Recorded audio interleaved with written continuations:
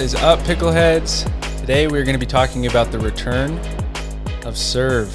Everything that you need to know about the return, how you guys can improve your return, and hopefully be able to help you guys become better pickleball players all around. So I'm going to turn the time over to Spencer. He's going to get us started. Yeah, let's talk about, so the return is super important and super underrated. I think a lot of people don't realize how important the return is, but let's talk about three basic types of returns. So we have a slice, or we'll call it a backspin return. We have more of a flat return, which we can do in pickleball. And then we have topspin. And let me break those down just a little bit, and then I'll kind of see us. I kind of want to know what you think as far as which one should be used most often, blah, blah, blah. We'll talk about that. So let's talk about just a regular old flat return.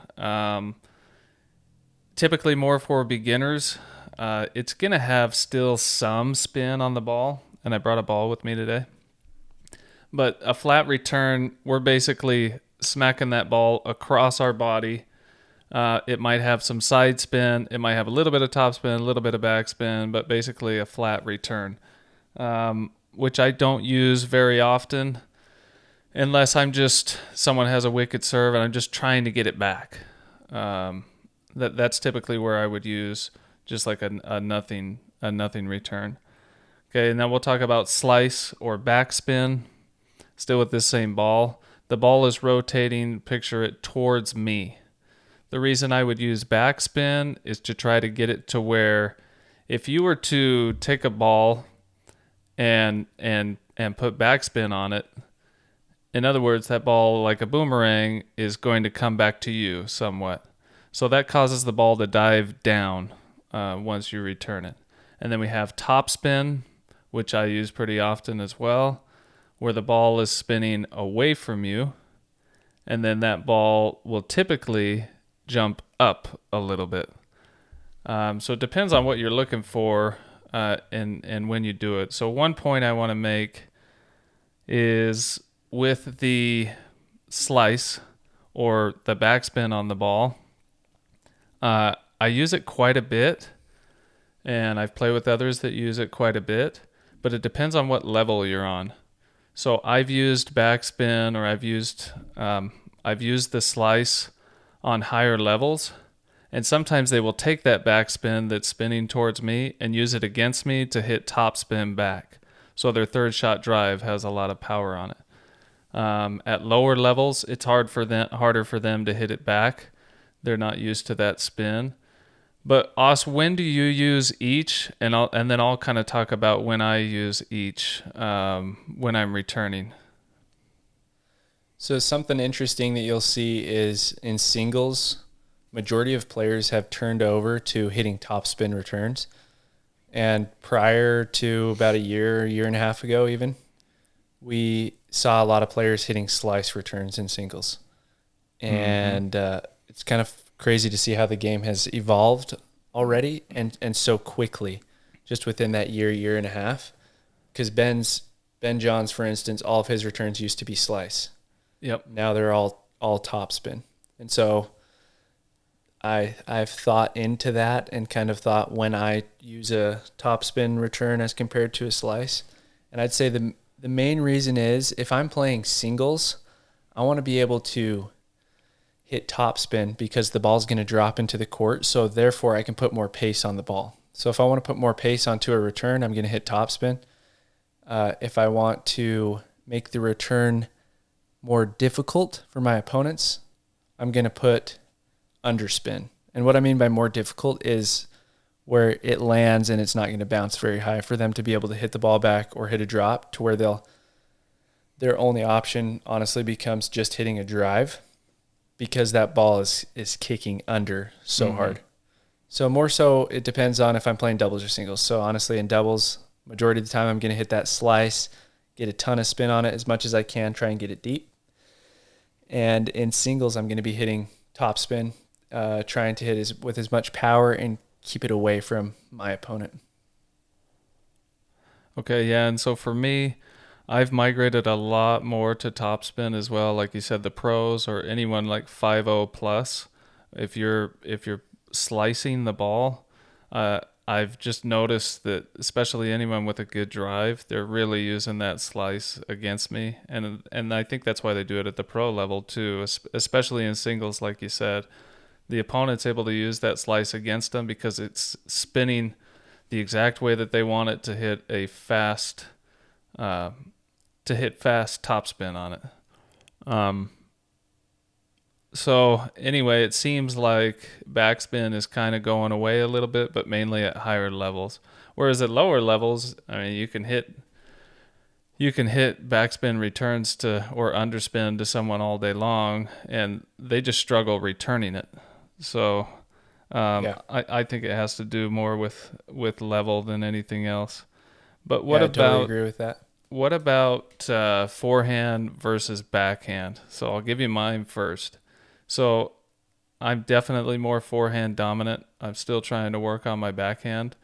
But what I have done lately is even more top spin from the backhand side as well, especially when I play higher level players, because of all the reasons that you said. But I've just noticed if I do try to do slice on that side with anyone that's higher level, it's not helping me with their third shot drive where they can put a lot more pace on the ball, and then I'm kind of stuck. So I'm working on two-handed topspin on the backhand side.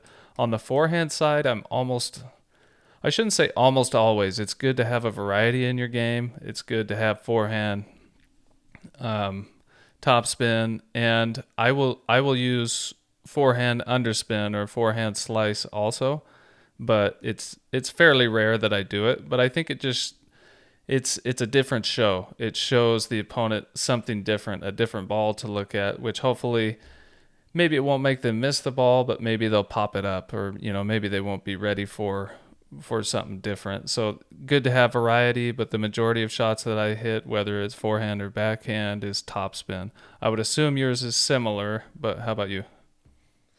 Yeah, so if I'm playing doubles, I'll typically actually for the last month and a half, what I have been practicing is while I've been playing doubles is practicing my singles game. So I have been hitting a two-handed topspin backhand and trying to put it in different locations. And as a result, I've missed tons of returns, but it's been getting better and better and better. And rec games for me is all about practicing and becoming better. Mm-hmm. So I have been practicing hitting topspin in doubles when in reality it's going to be a lot more beneficial, in my opinion, to hit underspin. And just from what I've seen, like how Spencer was explaining, if you hit underspin, so coming under the ball, you're shaving under, and that ball lands deep, and you can keep it low, but it lands deep within a couple of feet of the baseline even. In order for them to drop the ball, they're going to also have to hit underspin. If they hit topspin, the odds of them hitting the ball in go way down, especially at lower levels, next to almost zero, Yeah. because the ball is spinning. And if you guys are watching on YouTube, it's spinning towards me as I hit it. As a result, it lands on their side. They try to hit topspin, and they're going with the already spin of the ball. So if they hit topspin, that ball is going to go to the ground or into the net typically. Or they might hit just a nasty drive every once in a while. Mm-hmm. And that's just one that hopefully you can get back. But it's not going to happen very often because of that underspin. So, yeah, for me, it's mostly doubles that I'm going to be hitting slice, and then I'm going to be expecting them to hit a drive because if they go for a drop, especially a topspin drop, it's probably not going to make it over the net. If they end up going for a slice drop, it's going to be pretty high in lobby just because of the spin of the ball, Mm-hmm. because you're going against the spin of the ball. So, yeah, it just gives me better statistically, it gives me a better opportunity to win the point right away or be put into a better position, keep my opponents back. I like it. So if we were to narrow this down and make it a little bit less complicated, it's very good to have a variety of returns, whether you want to put slice on the ball or you want to hit topspin. But I would definitely, it seems like the entire pickleball world, and especially those that are 5-0 plus in skill level, are using topspin a lot more. Definitely in singles. We're not saying that, don't use slice at all, but it seems to be migrating more towards topspin, and it makes sense why. And you can go out and practice that way and see like which balls are harder for me to return, or which balls are more difficult for me to return in a good way. Like, can I get a good drop off of this ball or not? Let's talk Something about interesting. Yeah, go ahead. In this last tournament, there's this guy named Patrick Kafka, and he's an up-and-comer. He goes by PK, and he played in the second round. He made it into the second round and played against, in singles, and played against, what's that guy's name? People are screaming at the camera right now because they know. What is his name? He's the guy that does like the Nasty Nelson, puts on a fro. We're not really fans of him, Spence.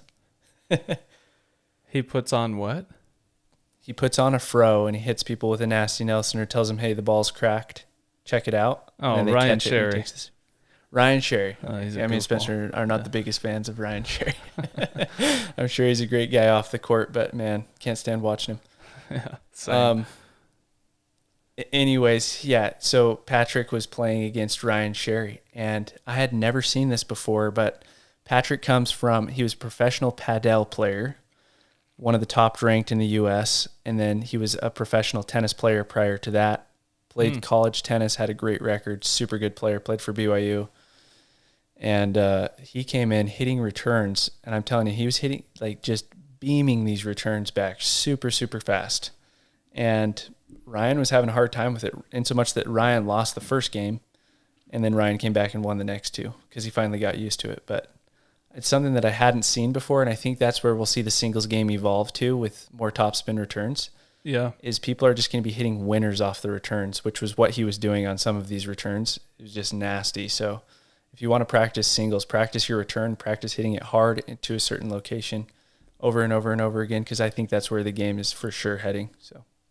Especially on the backhand side too, because it seems like topspin backhand, I don't know, that seems to be a weakness for a lot of people. Yeah, 100%. Since our last couple of podcasts, I have practiced with my left hand only, like you said. That's cool.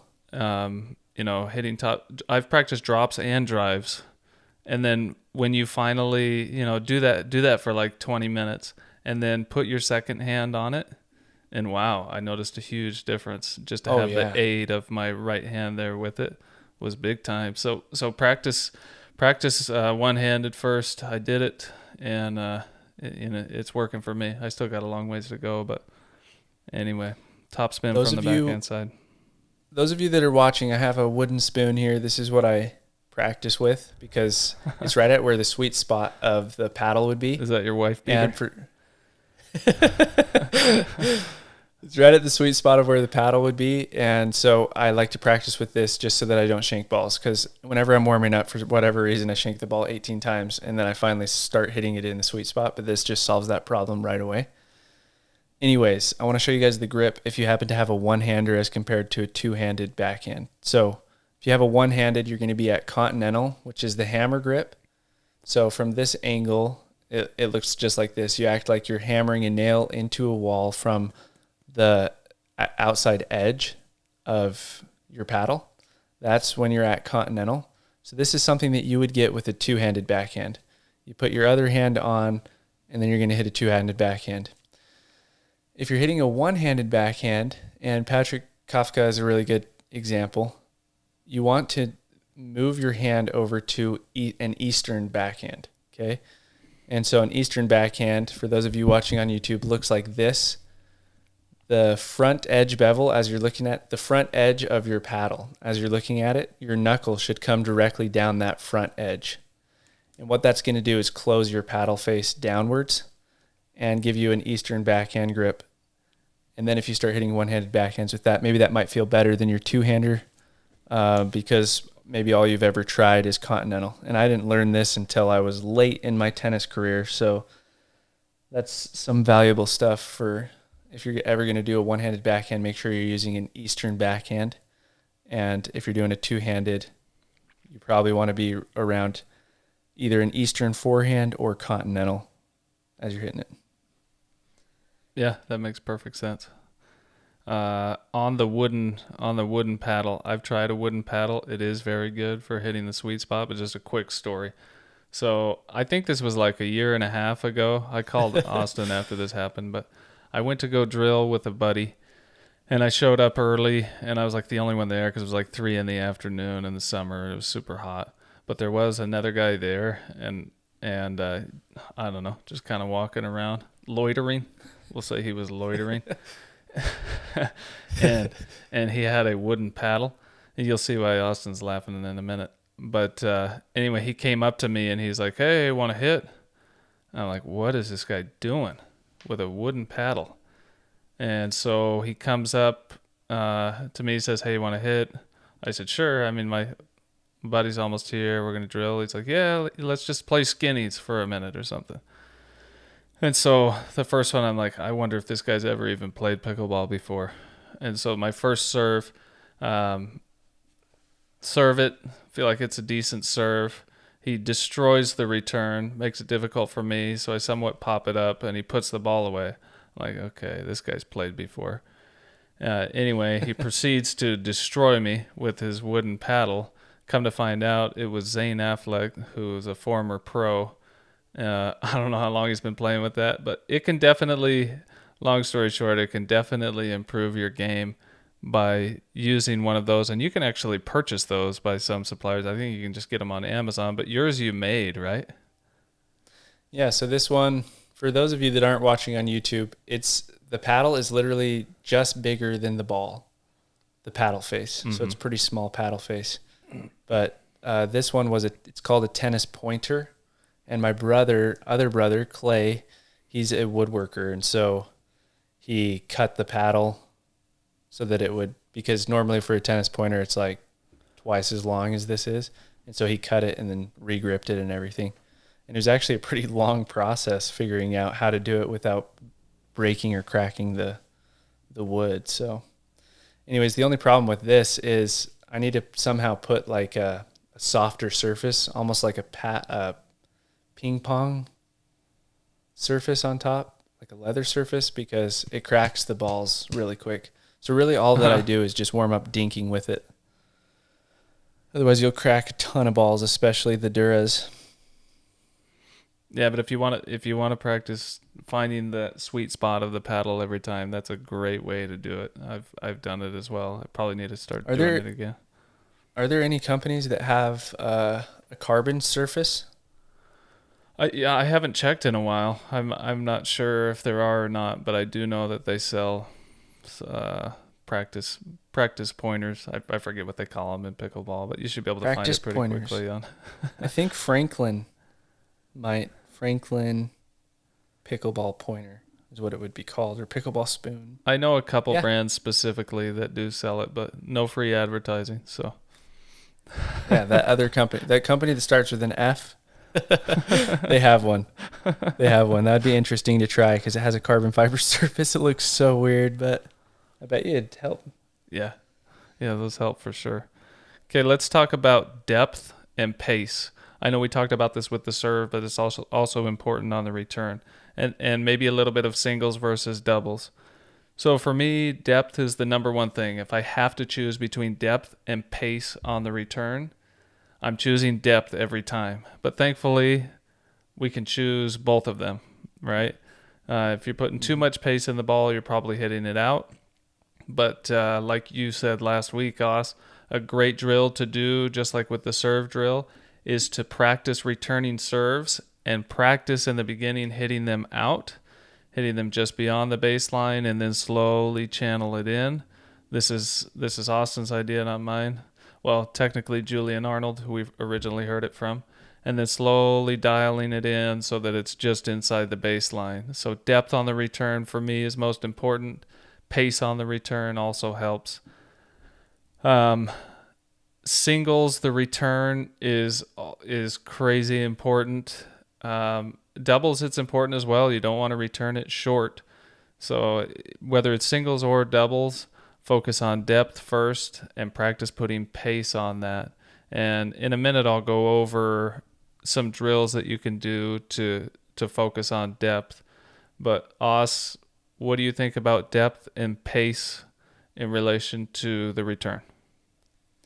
It's interesting because I'm 100% confident I would be the best pickleball player in the world if I could in singles at least, if I could consistently hit any serve hit my return to any serve, doesn't matter the serve, within an inch of the baseline, wherever I wanted on the baseline. Mm-hmm. Which I feel like, okay, yeah, that's obvious. Anybody would.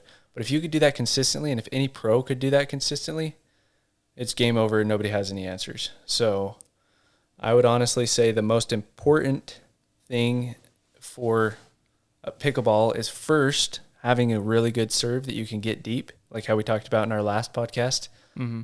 Because the only way that you're going to score points is if you're serving with the pickleball scoring system. But the second best way is going to be by having a nasty return and never allowing your opponent to be able to score a point. So if you can get if I could, or if anybody could, honestly, they just have to be able to put away that next shot, and then they'd be golden. So yeah, practicing your return I think is huge, especially for singles, but also for doubles. I don't see the game where the return, you lobbing a return going up super, super high or something like that, is going to continue to pay off, or you'll be able to continue to get away with it. Yeah. And in 3-5, 4-0, I don't see you being able to get away with that within the next couple of years. So I think having a good, solid, deep, and fast return and well-placed return is going to be absolutely pivotal to staying with the times and hopefully being ahead of the times if you guys can pin that down as quickly as possible. Yeah, and the game's only getting faster. Technology is going to continue to improve. And yeah, they'll try to regulate it best they can, but I see it getting even faster than it is now. Let's talk about 100%. A few drills, Os, that we can do to work on our serve. I mean, one of the most basic ones is just either a return only or a serve and return drill, to where on my side of the court, and you can play singles, or you can it's probably best to do it skinnies. Skinnies just means you're using one lane of the court, whether that's directly in front of each other or across court.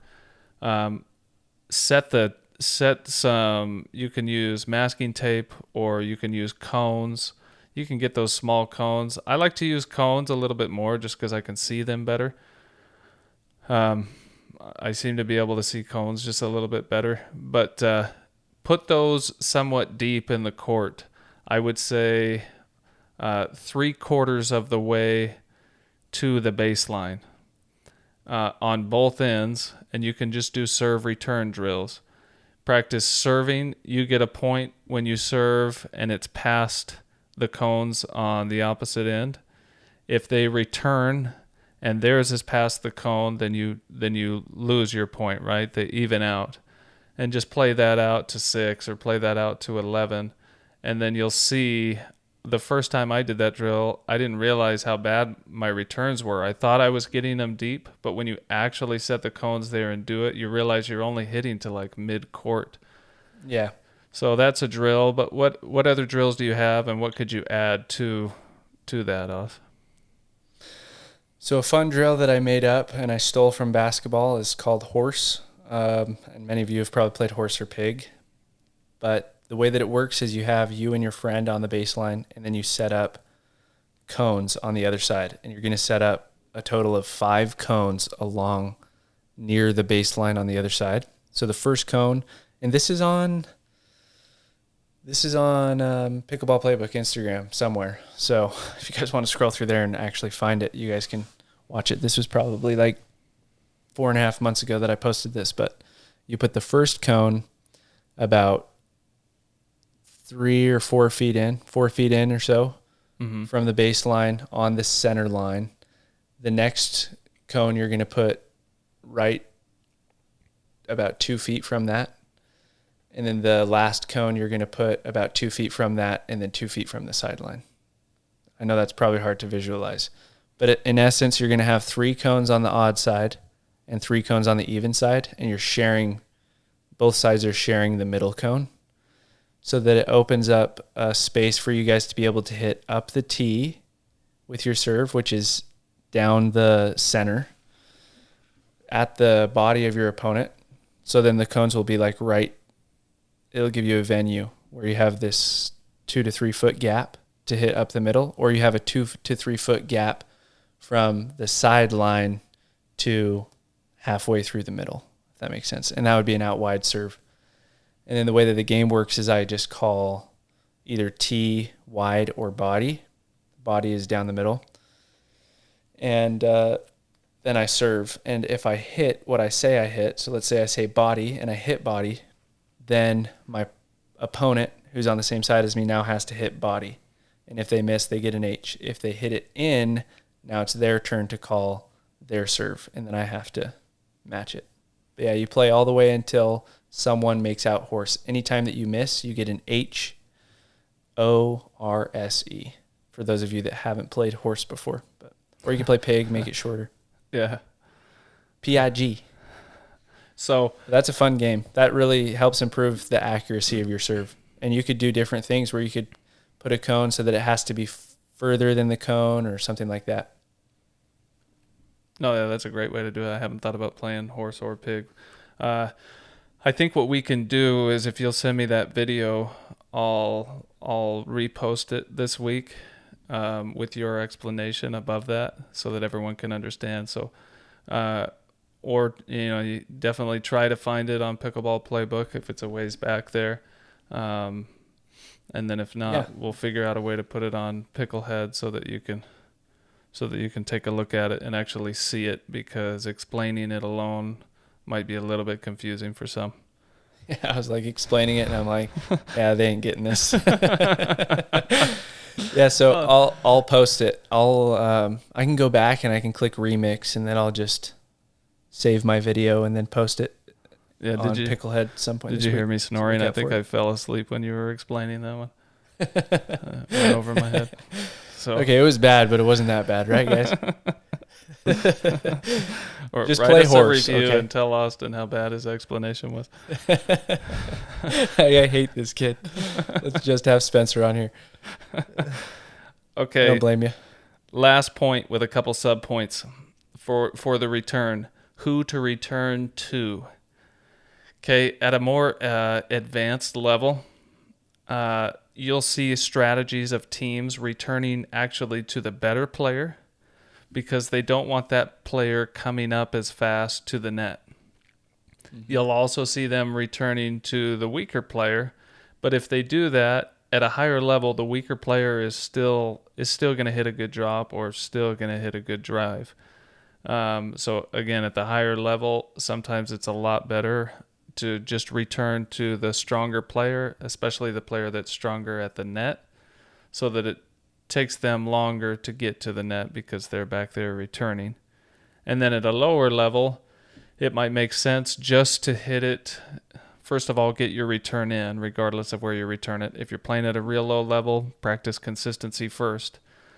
But if you're planning on targeting someone and just hitting your returns to that person throughout the match, maybe at a lower level, you'd want to hit to the person that's less confident in their drops and their drives. Maybe they're going to pop it up for you. Maybe they're going to miss the ball completely. So you'll continually return to that player. But as far as returning, who to return to, Oz, what kind of tips can you give us there, or what can you add to that? Yeah, same as you. I think that's a really good point that Spencer made, is you return mostly to the better player because you don't want them up creating havoc. But the only exception to that is when the better player has like the best drop. Because if they have the best drop, it doesn't really matter how good the other player is. They're always going to make it to the net, and you want that. You want to avoid that at all costs. Yeah. So typically what I'll do if I'm playing against a team where there's both good players, I'll hit it to whoever has the worst drop between both of them. And typically that'll get me a lot more points, even if they're coming up doing putting pressure on us, the better player. It's like, well, you can't really put pressure on these lob drops that he's given me that I can just earny and smack straight down at your feet. So but I would say, like Spencer was saying, majority of the time you really do want to go to that better player, because you don't want to allow them to be able to come up and wreak havoc So yeah, it just comes down to drops. Who's got worse drops? I would say, honestly, probably trumps everything now that I'm talking about it. What do you think, Spence? Would you say it's whoever has the better drop to hit to the other person? I would say whoever's least consistent on their returns in general, because you have bangers out there too that want to return with a drive, but unfortunately they're missing a lot of their drives. So Right. maybe you go to them and you take the risk of, okay, wow, you're going to hit a really good drive here or there, but lots of times you're going to miss it. So whose ever third shot is worse, then there's that option too. But I think about like the pro scene with the Johns brothers. Ben is the better player, but both of the players are extremely good.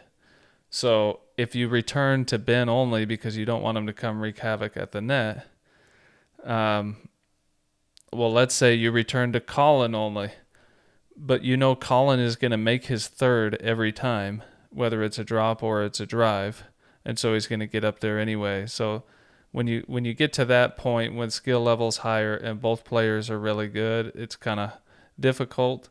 But just as a rule of thumb, whichever player is better out of the two, maybe go to them just to try to at least make your beating not as bad, and they take longer to get to the net.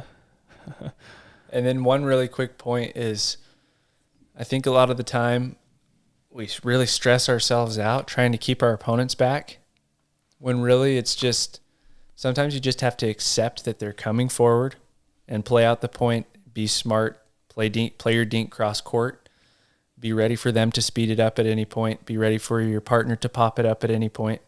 But just relaxing ourselves and not being so stressed out about the opponents coming to the net. Because I see so many mistakes in my own game and in games of other amateur players where they don't want the people to come up so bad that they reach in and they speed up a ball that shouldn't be sped up. It's low below the tape, and then that ball ends up getting chomped, or they miss it by 5 feet, or they miss it in the net, something like that. So I think a really good point of that is, yes, I would probably return to Ben Johns over Colin because I'd rather Colin cover the court than Ben. But I would accept them coming in. You just kind of have to accept it at some point when they hit a good drop and try and keep it back at their feet again, or keep it in the kitchen. Playing smart pickleball, that's what it's all about. Remaining calm and not stressing yourself out about trying to keep them back. Sometimes they're in, so you just have to accept it. I love it. Accept it. Everybody get out there and drill. Focus on your returns. So last week was serve. This week was returns. You can focus on both at the same time. All you need is one drilling partner. Work on these things. Both of them are extremely important. You'll see your skill level jump by just working on these two things if you can get them as consistent as possible. So, hey, we appreciate you guys listening this week. Thanks for checking in. Leave a review. Don't forget to follow us on social media, and we will see you next week. Later, Pickleheads. Later.